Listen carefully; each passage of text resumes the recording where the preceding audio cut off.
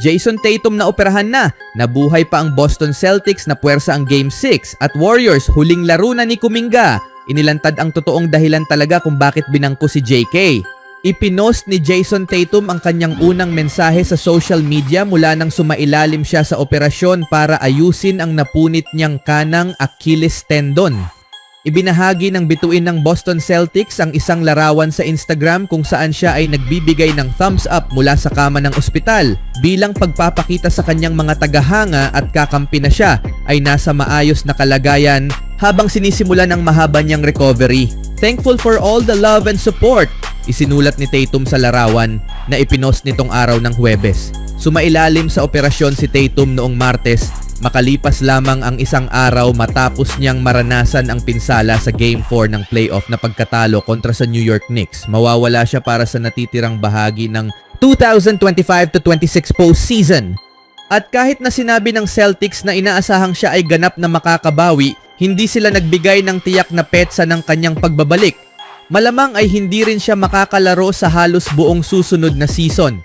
Ipinost ni Tatum ang kanyang larawan ilang oras bago harapin ng Celtics ang Knicks sa Game 5 ng kanilang Best of 7 Eastern Conference Semifinal Series sa TD Garden ng Boston.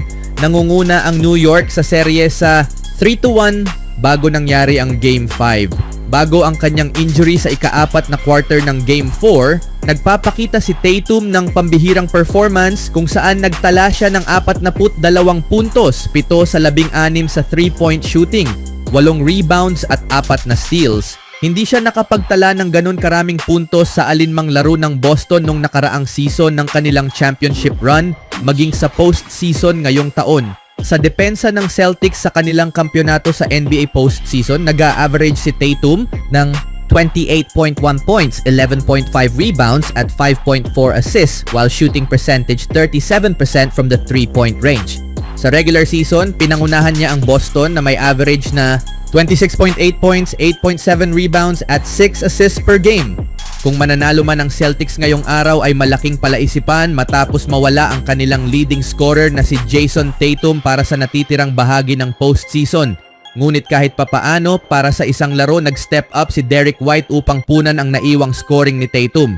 Nagtapos si White na may 34 na puntos kabilang ang 7 sa 13 sa 3-point shooting upang manguna sa lahat ng scorer. Sumunod si Jaylen Brown na may 26 na puntos, 12 assists at 8 rebounds.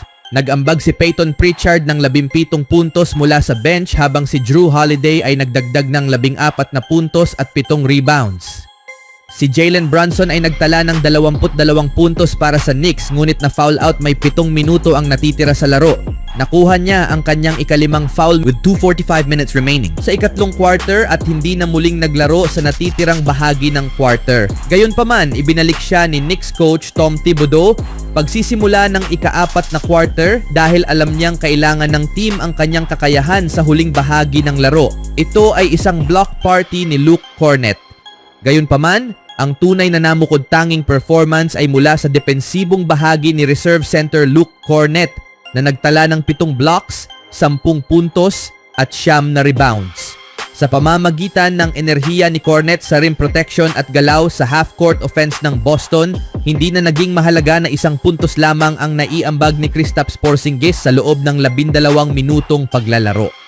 Ang block patrol ni Kornet ay epektibong pumigil sa frontcourt ng Knicks na naging dahilan upang malimitahan si OG Anunoby sa 6 na puntos, si Mikal Bridges sa 9 at si Mitchell Robinson sa 8 bagaman mayroon siyang 14 na rebounds. Dahil dito, lalong napilitan si Brunson na buhatin ang opensa ng team sa last quarter, isang bagay na hindi na niya nagawa matapos siyang ma-foul out. Sa nakikita, parang kayang-kaya pa ng Boston na makaabot sa Game 7. Ano sa tingin nyo mga kaibigan? Sa ibang balita naman, matapos ma-injure si Steph Curry sa hamstring nung Game 1 laban sa Minnesota Timberwolves, naging malinaw na ibang-iba ang Golden State Warriors kapag wala ang kanilang star guard. Ngayong nagtapos na ang season ng Warriors sa kamay ng Timberwolves sa Game 5 habang nananatiling hindi makakalaro si Curry dahil sa hamstring strain. Sa pagkawala ni Curry, nag-open ito ng oportunidad para kay Jonathan Kuminga na makakuha ng mga pagkakataong hindi niya sana naranasan kung nasa loob ng court si Curry.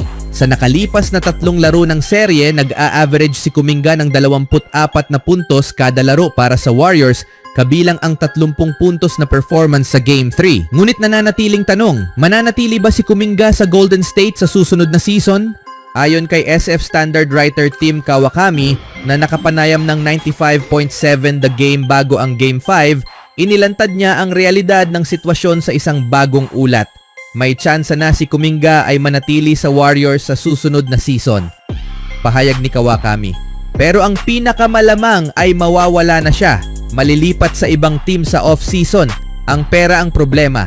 Maaari ba silang gumawa ng mas mabuting bagay gamit ang perang iyon?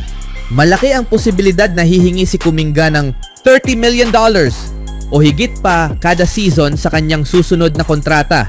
Isang halaga na hindi akma sa salary cap ng Warriors. Kaya naman ang mas logical na option ay pirmahan si Kuminga sa ganoong deal at pagkatapos ay i-trade siya upang makakuha ang Golden State ng mga asset kapalit ng batang wing player. Umiikot ang opensa ng Golden State Warriors kay Stephen Curry kapag siya ay nasa kondisyon. Aparenteng hindi ito laging naunawaan ni Jonathan Kuminga na naging dahilan ng kanyang nakakagulat na pagka-bench. Ayon rin sa ulat ng The Ringer nitong Huwebes, inilahad ng buo kung paano naging bahagi si Curry sa desisyong ibangko si Kuminga. Sa kabila ng kanyang talento, ang hilig ni Kuminga na hanapin ang sarili niyang shots kapalit ng magandang daloy ng opensa ng Golden State ay ikinainis ng coaching staff, isinulat ni Logan Murdoch. Kung babalikan sa isang laban kontra Blazers sa huling bahagi ng season, sinabi ng mga source mula sa team na labis na nainis si Coach Steve Kerr matapos ilang beses na hindi gumawa ng pass si Kuminga kay Curry at pinili nitong gumawa ng sariling opensa.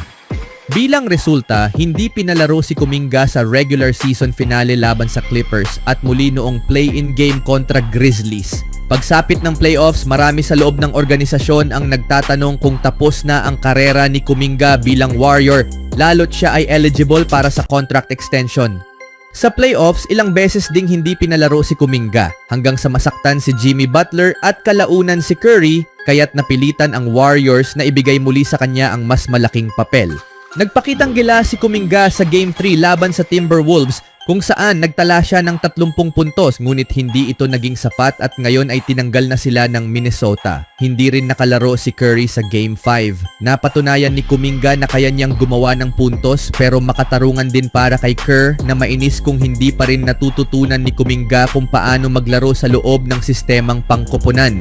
Dahil sa mga injury ngayong postseason, nagkaroon siya ng kalayaan na gawin ang sa tingin niya ay pinakamainam, ang umiscore. Maaaring dumating ang panahon na siya ang maging pangunahing opsyon ng isang koponan. Ngunit hindi pa ngayon ang panahon na iyon. Anong masasabi nyo dito mga kaibigan? Even when you feel low, you can still go. Even when you feel slow, you can still go. Even when there's no hope, you can still go. I never answer to no, man, I still go. Go, go.